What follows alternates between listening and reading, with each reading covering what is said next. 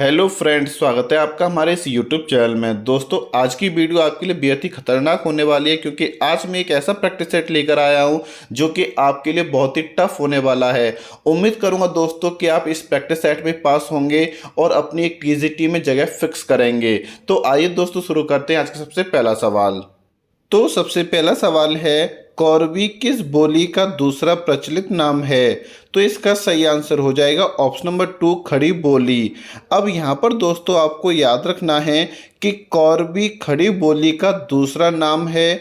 खड़ी बोली का यह नाम कुरु प्रदेश, अब यह कुरु प्रदेश कौन कौन से होते हैं? दिल्ली, हरियाणा क्षेत्र की बोली होने के कारण दिया गया, क्योंकि ये क्वेश्चन आपके पेपर में आ चुका है कि खड़ी बोली क्यों कहा जाता है। तो आपको याद रखना है कि कुरु प्रदेश की बोली होने के कारण कौरवी को हम क्या बोलते हैं? खड़ी बोली बोलते हैं। हमारा अगला सवाल है, लोकायतन किनकी रचना है? तो इसका सही आंसर हो जाएगा ऑप्शन नंबर 4, सुमित्रा नंदन पंत। अब यहाँ पर दोस्तों आपसे यह पूछा जा सकता है कि प्रकृति का सुकुमार कवि किसे कहा जाता है? तो आपका आंसर हो जाएगा सुमित्रा नंदन पंत को कहा जाता है। हमारा अगला सवाल है जो कि बहुत ही ज़्यादा इम्पोर्टेंट है, प्रेमचंद के अधूरे उपन्यास का नाम क्या है? तो इसका सही आंसर हो जाएगा ऑप्शन नंबर 3, मंगलसूत्र। आपको दोस्तों याद रखना है कि मंगलसूत्र प्रेमचंद्र द्वारा रचित उपन्यास है जो कि अपूर्ण है। अब यहाँ पर दोस्तों आपसे पूछा जा सकता है कि मंगलसूत्र को किसने पूर्ण किया था? तो आपको याद रखना है कि मंगलसूत्र उपन्यास को शिव मंगल सिंह सुमन ने पूर्ण किया था। किसने किया था? शिव मंगल सिंह सुमन ने पूर्ण किया था। हमारा अगला सवाल है, रामचंद्र शुक्ल का प्रथम प्रकाशित निबंध कौन सा है? तो दोस्तों इसका सही आंसर हो जाएगा ऑप्शन नंबर 3, साहित्य। हमारा अगला सवाल है, बोए पेड़ बबूल के आम कहाँ से हुए? लोकोक्ति का सही अर्थ क्या होगा? तो दोस्तों इसका सही आंसर हो जाएगा ऑप्शन नंबर 2, जैसा कर्म करोगे वैसा फल मिलेगा। हमारा अगला सवाल है, लाभ ही लाभ अर्थ के लिए सही लोकोक्ति क्या है? तो दोस्तों इसका सही आंसर हो जाएगा ऑप्शन नंबर 1, पांचों उंगलियां घी में। हमारा अगला सवाल है, आग लगने पर कुआं खोदना लोकोक्ति का सही अर्थ क्या होगा? तो इसका सही आंसर हो जाएगा ऑप्शन नंबर 2, संकट के समय बचाव के लिए सोचना। हमारा अगला सवाल है, आँख का अंधा नाम नयन सुख लोकोक्ति का सही अर्थ चुनें। तो दोस्तों इसका सही आंसर हो जाएगा ऑप्शन नंबर 2, गुण के विरुद्ध नाम होना। हमारा अगला सवाल है, हिंदी साहित्य की भूमिका पुस्तक के लेखक कौन हैं? तो इसका सही आंसर हो जाएगा ऑप्शन नंबर 4, हजारी प्रसाद द्विवेदी। अब यहाँ पर दोस्तों आपको याद रखना है कि हजारी प्रसाद द्विवेदी ने हिंदी साहित्य के इतिहास से जुड़ी 3 पुस्तकें लिखी है। सबसे पहली हिंदी साहित्य की भूमिका, जिसको कि 1940 ईस्वी में लिखा गया था। दूसरा है हिंदी साहित्य का आदिकाल, जिसको 1952 ईस्वी में लिखा गया था। तीसरा है हिंदी साहित्य का उद्गम और विकास, इसको 1953 ईस्वी में लिखा गया था। तो दोस्तों ये बहुत ही इंपॉर्टेंट क्वेश्चन है, इसको आपको याद रखना है। यहाँ पर दोस्तों आपको 3 महत्वपूर्ण पॉइंट और याद रखने हैं कि सबसे पहले आपसे यहाँ पर यह पूछा जा सकता है कि हिंदी साहित्य का इतिहास किसने लिखा था? तो आपका आंसर हो जाएगा रामचंद्र शुक्ल ने 1929 ईस्वी में लिखा था। दूसरा आपसे पूछा जा सकता है कि हिंदी साहित्य का आलोचनात्मक इतिहास किसने लिखा था? तो आपका आंसर हो जाएगा डॉक्टर राम कुमार वर्मा ने लिखा था। और कब लिखा था? 1938 ईस्वी में लिखा था।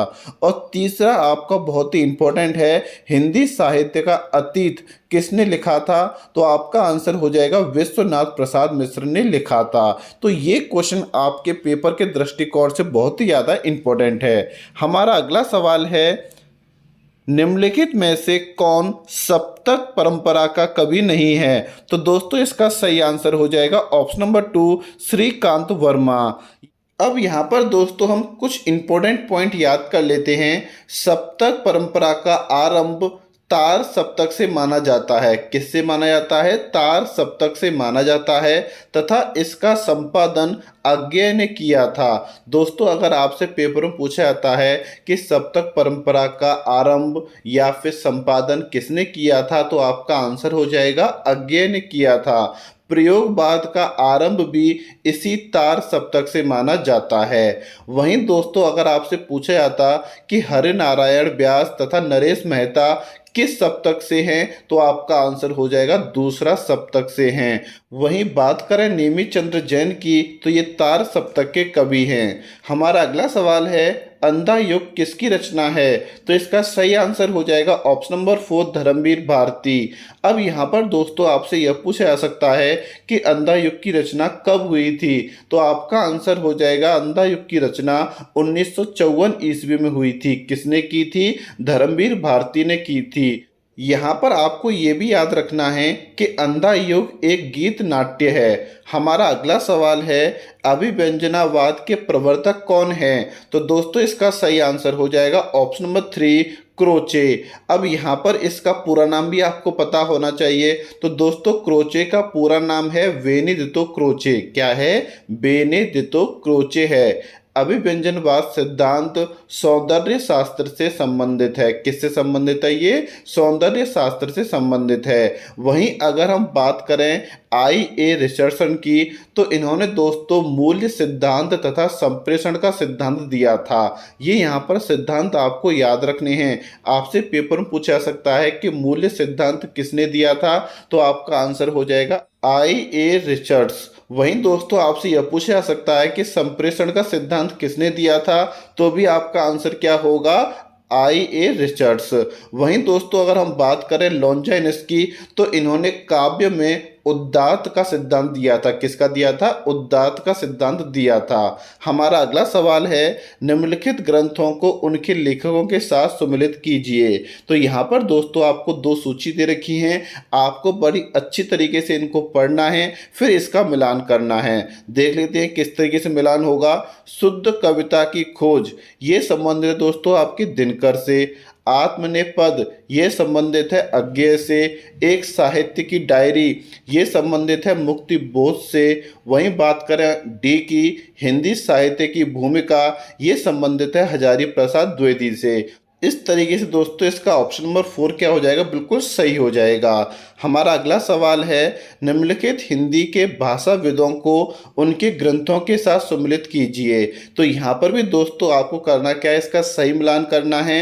अब ये क्वेश्चन दोस्तों मैं आप लोगों के ऊपर छोड़ता हूँ, आपको करना क्या है? इस क्वेश्चन को बड़े ध्यान से पढ़ना है और इसका आंसर आपको कमेंट बॉक्स में कमेंट करना है। बढ़ते हैं अपने अगले सवाल की तरफ, जो कि बहुत ही ज़्यादा इम्पोर्टेंट है। निम्नलिखित पत्रिकाओं को उनके संपादकों के साथ सम्मिलित कीजिए। यहाँ पर दोस्तों आपको एक तरफ पत्रिका दे रखी है और दूसरी तरफ आपको संपादक दे रखे हैं, आपको सही मिलान इसका करना है। तो दोस्तों यहाँ पर हम पहले पढ़ लेते हैं हिंदी प्रदीप। दोस्तों ये संबंधित है बालकृष्ण भट्ट से। वहीं बात करें ब्राह्मण, तो ये संबंधित है प्रताप नारायण मिश्र से। सरस्वती, ये संबंधित है महावीर प्रसाद द्विवेदी से। और वसुधा, ये संबंधित है कमला प्रसाद से।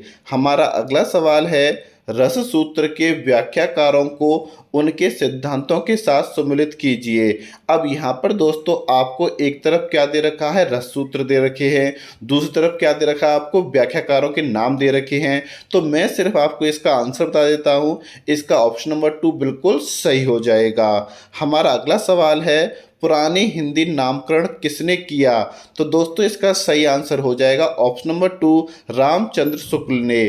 आपको दोस्तों याद रखना है कि पुरानी हिंदी को हम अपभ्रंश भाषा के नाम से जानते हैं या फिर उत्तर अपभ्रंश भी इसको कहा जाता है। हमारा अगला सवाल है किन रचनाकारों की भाषा को संध्याभास कहा गया? तो इसका सही आंसर हो जाएगा ऑप्शन नंबर 1 बौद्ध सिद्ध। बढ़ते हैं अपने अगले सवाल की तरफ। हिंदी साहित्य के आरंभिक काल को सिद्ध सामंत काल किसने कहा? तो दोस्तों इसका सही आंसर हो जाएगा ऑप्शन नंबर 2 राहुल ने। आपको याद रखना है कि राहुल ने आरंभिक काल को सिद्ध सामंत काल कहा है। हमारा अगला सवाल है तुलसीदास की किस रचना का संबंध ज्योतिषी से है? तो दोस्तों इसका सही आंसर हो जाएगा ऑप्शन नंबर 4। दोस्तों आज की वीडियो में बस इतना ही। उम्मीद करूंगा दोस्तों यहाँ से आपने बहुत अच्छे क्वेश्चनों को नोट किया होगा और बहुत ज़्यादा क्वेश्चनों का यहाँ पर आपने आंसर भी दिया होगा। उम्मीद करूंगा दोस्तों कि आप यहाँ पर इस तरीके से पढ़ते रहें। थैंक यू वेरी मच दोस्तों।